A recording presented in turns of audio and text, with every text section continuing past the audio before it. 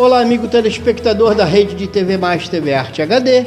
Começa agora mais uma edição do Plantão de Notícia, trazendo para vocês os últimos noticiários da semana aqui da nossa região, do país e do mundo. Confira agora a nossa escalada de destaque para vocês. Consultório de dentista no Rio de Janeiro tinha rota de fuga para bandidos. Polícia Rodoviária Federal e a Receita apreendem 60 toneladas de produtos falsificados em Duque de Caxias.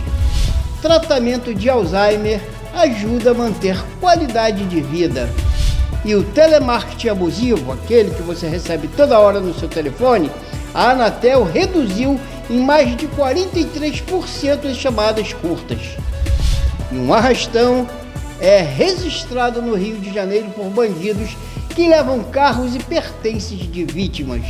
As notícias locais com Maurício Aragão, os bastidores da política com Carlos Emir Laranjeira, o Brasileirão, Série A, Série B, Copa do Brasil e Libertadores da América.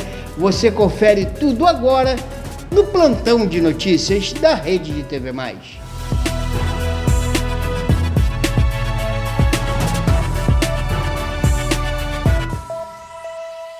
No Rio de Janeiro, crime organizado cada vez mais desafiando aí as polícias do estado.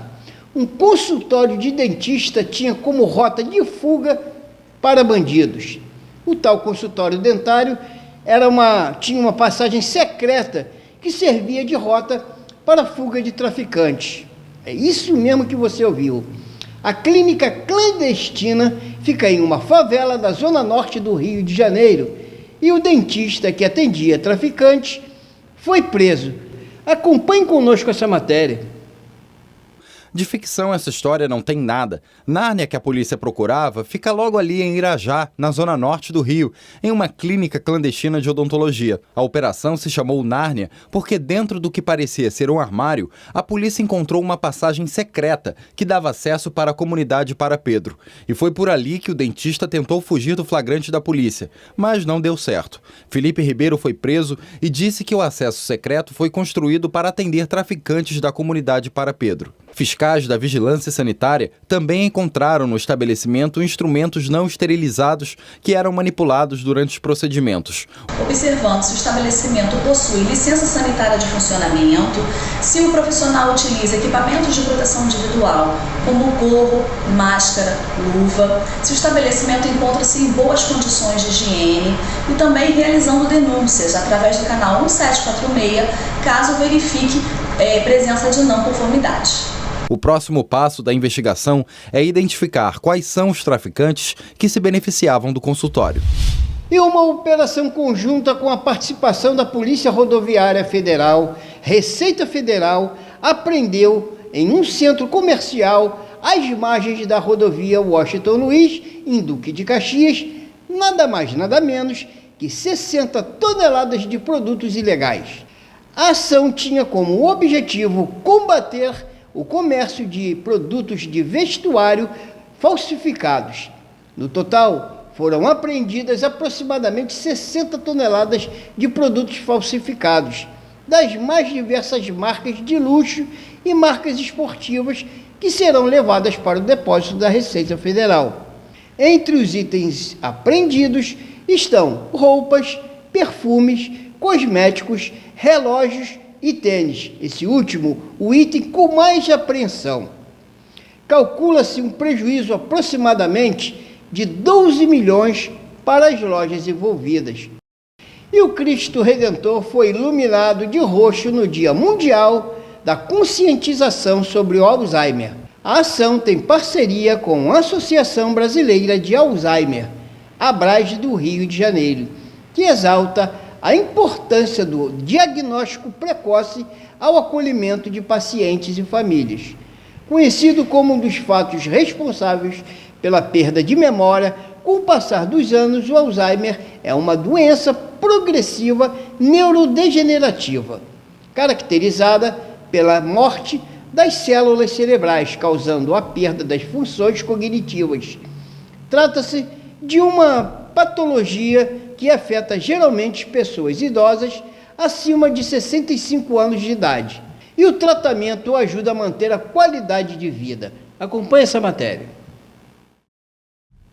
Há cerca de 2 anos, a Karen percebeu que estava esquecendo as conversas recentes que tinha com os filhos. Foi ao médico e recebeu o diagnóstico da doença de Alzheimer.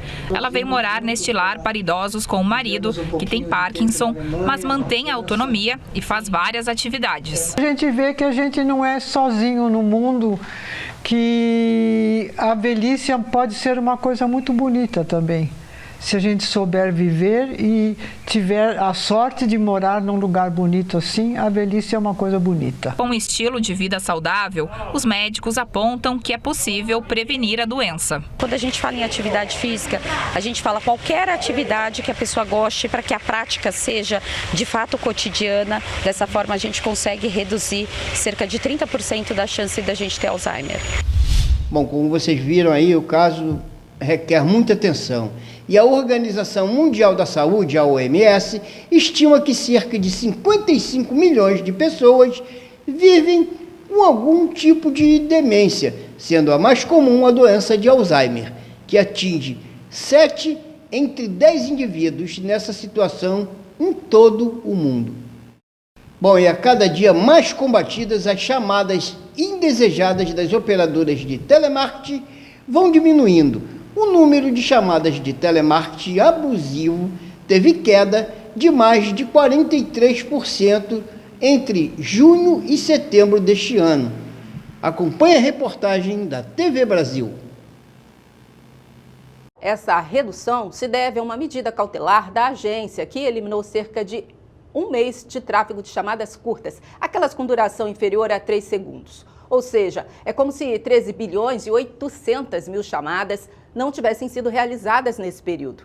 Por conta desse resultado, a Anatel decidiu prorrogar até 28 de outubro a medida que determina o bloqueio das ligações automáticas abusivas, que são utilizadas para checar se, primeiro, o número existe e depois oferecer serviços ao consumidor. O descumprimento pode gerar multa de até 50 milhões de reais para as telefônicas. E um crime, infelizmente, que a cada dia fica mais flagrante no estado.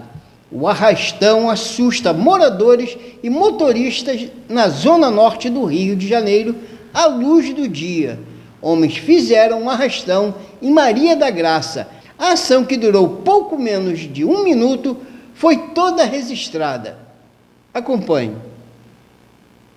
Motoristas que estão na travessa Adriano Passos são rendidos por criminosos armados. As vítimas têm pertences roubados e em seguida são colocadas para fora dos carros. Pelo menos 5 veículos foram levados pelos bandidos, que fugiram em direção ao viaduto que dá acesso a um shopping de Del Castilho. A travessa Adriano Passos fica a poucos metros das comunidades Bandeira 2 e Jacarezinho e frequentemente é cenário de ações como esta. E nós vamos agora a um breve intervalo e voltamos em instantes.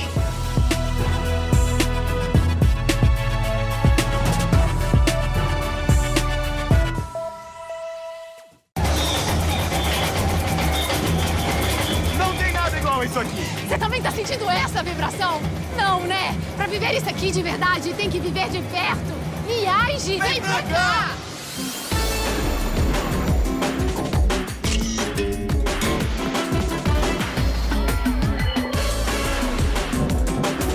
Viva de perto a cultura do nosso país. Viaje Brasil, sede de experiências incríveis.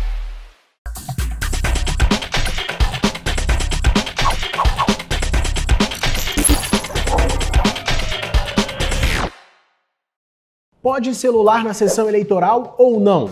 Pode, gente. Pode sim. Tem gente dizendo por aí que o celular foi proibido no dia da eleição e que é para deixar em casa, mas isso é fake, tá bom? O eleitor pode levar o celular no dia da eleição até a sessão eleitoral, mesmo porque muita gente vai precisar dele para utilizar o e-título. O que não pode é levar o aparelho para a cabine de votação. Isso não é novidade. A proibição está na Lei das Eleições de 97. E essa lei não fala só de celular, não. Proíbe também máquinas fotográficas, filmadoras ou qualquer dispositivo de comunicação que possa ser usado para quebrar o sigilo do voto que é previsto na Constituição.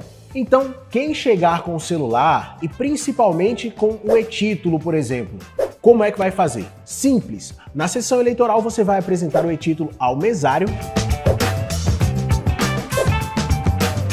e seu aparelho fica com a mesa receptora, igual acontece com os outros documentos. Depois de votar, o aparelho é devolvido. Pois é, agora você compartilha esse vídeo para quem ainda não sabe que o eleitor pode levar o celular para a sessão eleitoral. E não se esqueça de usar o seu aplicativo e-título.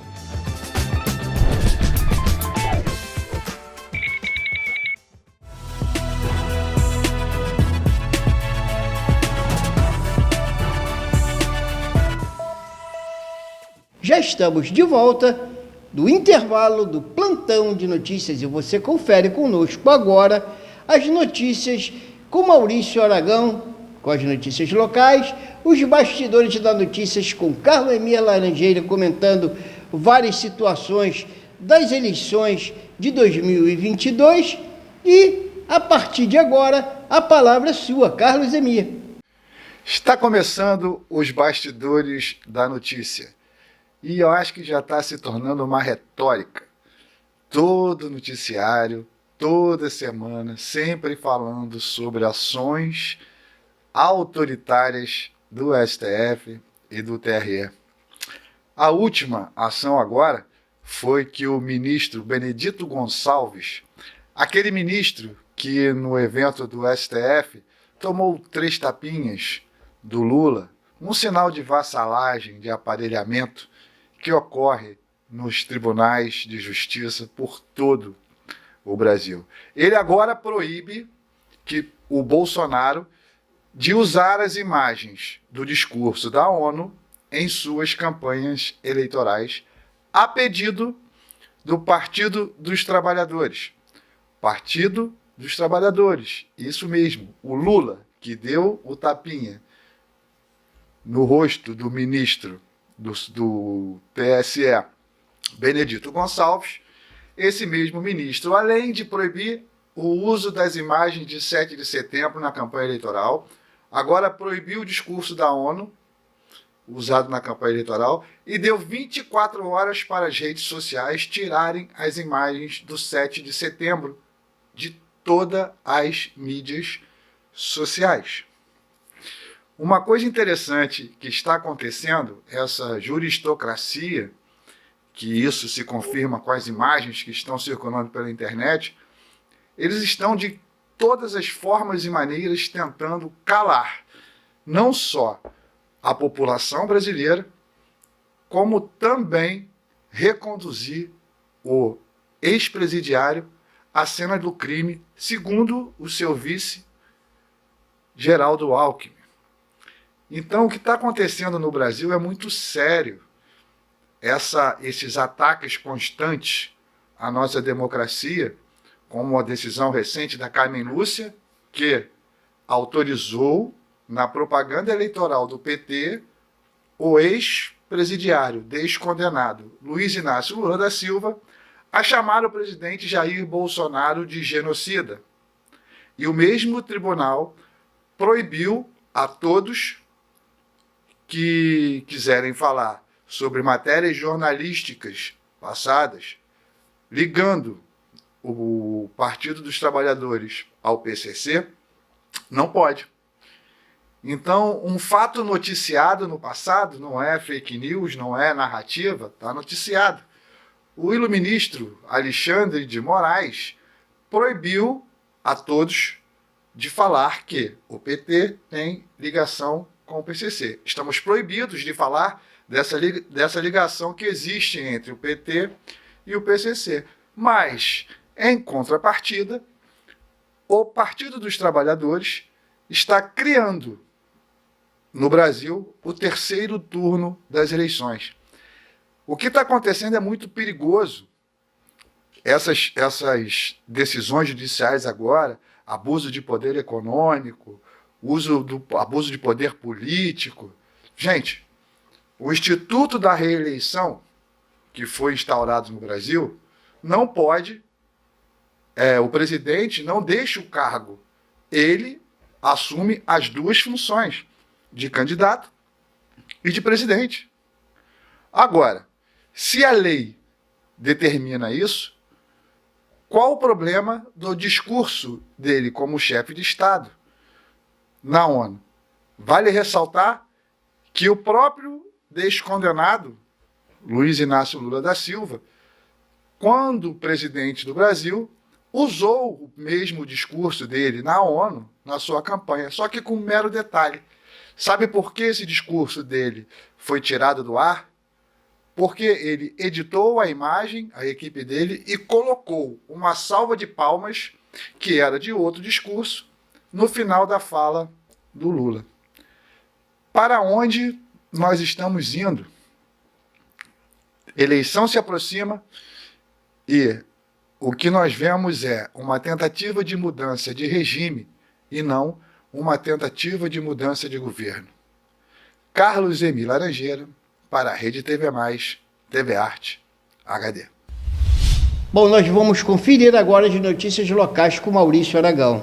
Porém, antes, vamos a uma notícia no município de Magé. A família do secretário do Executivo magéense está em polvorosa por conta de uma fake news que atribui estupro ao irmão do atual secretário de comunicação da cidade.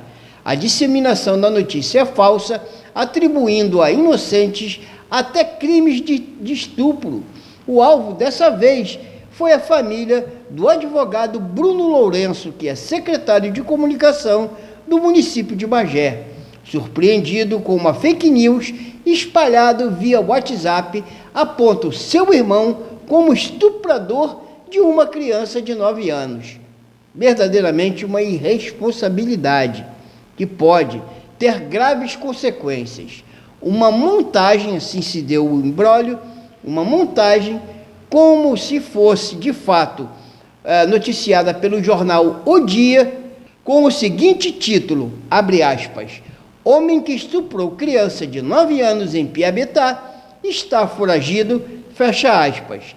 Acrescentando como subtítulo a frase, abre aspas novamente, mãe da vítima disse que o homem ameaçou a criança com uma faca, fecha aspas, anexando a foto de Vinícius Duarte Lourenço, um comerciante da localidade que é irmão do secretário, que não está sob investigação, não é suspeito de qualquer crime e muito menos o crime de estupro.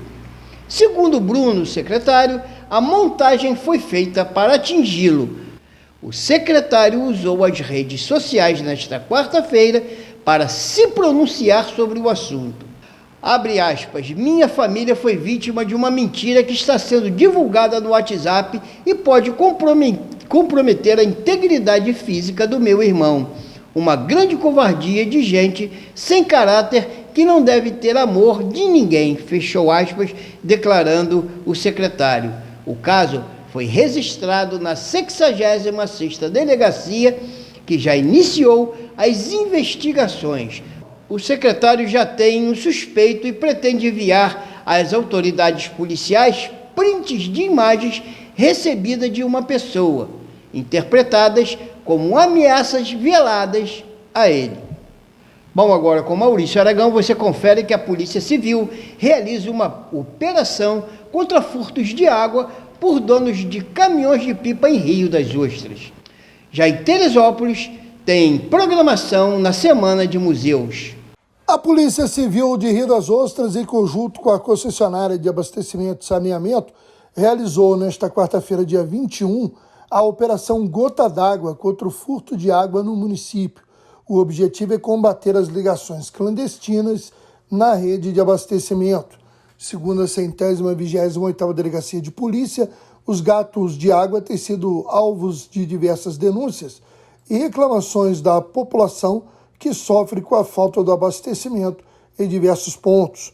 Foi constatado nas investigações que autores dos chamados gatos não só furtavam, como estocavam e vendiam a água em caminhões-pipas. Foram descobertos 2 pontos de furto de abastecimento de caminhões com água furtada, sendo os autores conduzidos à delegacia e autuados na forma da lei. Segundo o delegado titular da 128ª DP, Dr. Ronaldo Cavalcante, é apenas o início da operação, que se estenderá por período indeterminado em busca de novas irregularidades. Começou nesta terça-feira, dia 20, e prossegue até o dia 28, a 16ª Primavera dos Museus, na Casa da Memória Arthur Dalmasso, na Várzea, no centro de Teresópolis. Evento anual coordenado pelo IBRAM, Instituto Brasileiro de Museus. A programação em Teresópolis começou com a abertura de exposição. Durante esses dias estará disponível.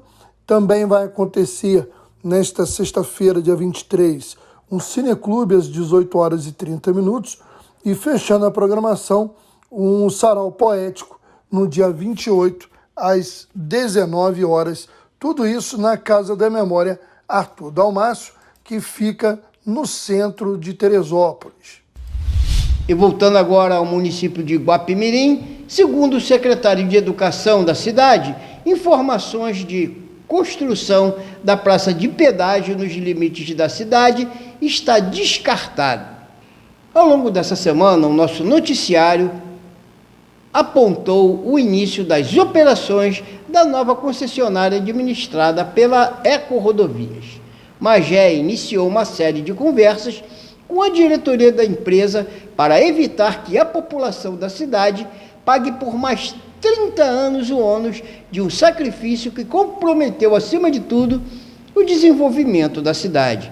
O prefeito Renato Cozzolino promete lançar mão de todas as estratégias para evitar mais 3 décadas de sofrimento da nossa população. Já o secretário de Educação de Guapimirim, Ricardo de Almeida, questionado em uma reunião política sobre uma possível instalação de praça de pedágio de cobrança nos limites de Guapimirim, contestou a possibilidade e declarou que não há a mínima possibilidade da instalação dessas praças de cobrança. Confiram conosco essa matéria. A gente sabe que Guapimirim, recém-nascido aí de uma independência de um município pequeno que atravessou e atravessa várias dificuldades. Nós temos uma aí agorinha há pouco batendo a porta, que é a Ecorodovias, que assumiu hoje e amanhã começa a operar na BR-116 com uma promessa nada gratificante para o município de Guapimirim, que é a colocação de uma praça de cobrança no município. Como é que vocês, do órgão municipal, estão encarando esse problema que recém-chegado à cidade e de que forma vocês pensam em contornar isso? A informação que eu tenho, Toninho, é que a praça do pedágio não será em Guapimirim, será em Magé, né? Essa é a informação que eu tenho. A informação de que será em Guapimirim você está me dando agora. Mas assim, com certeza é algo que pra gente não é bom se for aqui em Guapimirim. Mas a informação que eu tenho é que não será em Guapimirim, será em Magé. Inclusive eu recebi um vídeo da empresa falando da administração e dizendo que a praça de pedágio será em Magé. E vamos agora ao tempo? Vamos acompanhar de como deve se comportar a nova estação. Confira. Frio e tempestades marcam o início da Estação das Flores em muitos locais do país. De acordo com o IMET, o Instituto Nacional de Meteorologia, uma frente fria está chegando na região sul do país e nos estados do Mato Grosso do Sul e São Paulo, o que diminui as temperaturas e aumenta a quantidade de chuvas. Heráclio Mendes, meteorologista do IMET, explica que no final da semana vai fazer muito frio no Rio Grande do Sul e em Santa Catarina. Com o avanço dessa frente fria entre amanhã e sexta-feira, também já aumenta a chance de temperatura bem mais baixa ali sobre Rio Grande do Sul, Santa Catarina, até com chance de formação de geada.